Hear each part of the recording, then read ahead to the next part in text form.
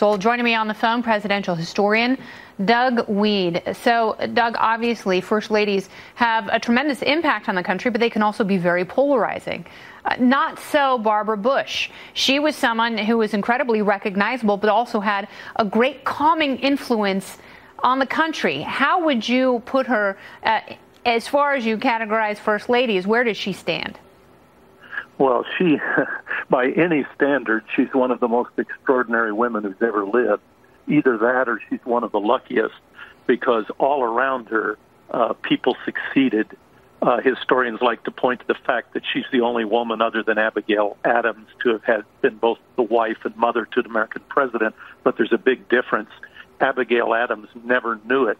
She died in 1818, having buried 3 of her children, including one young man who died early as an alcoholic. But Barbra Bush not only saw one of her sons become president, she saw 2 others elected governor. That had never happened before in all of history, though Roosevelt's had run, a Grant run, several of the president's sons ran.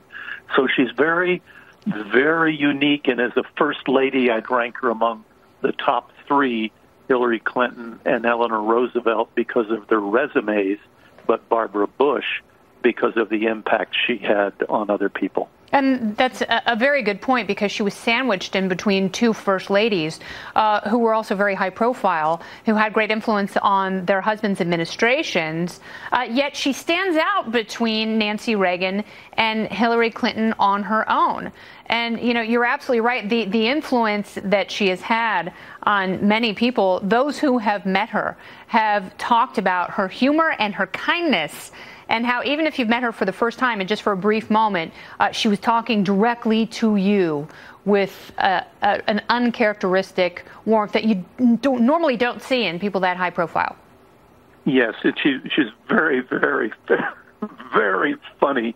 I can tell you, right after they won the election and we were in the White House, she invited in the Catholic cardinals and took them on a private tour of the family quarters. I was along as a staffer, and she was pointing out all the paintings on the wall and who the artist was and who was painted. And we got to the Queen Mum's room upstairs, and she turned, and there was a beautiful young lady, a painting of a beautiful young lady on the wall. And she was momentarily stumped, and she turned to these Catholic cardinals, and she said, "Now, I don't know who she is, but I think we can all kind of guess how she got up there."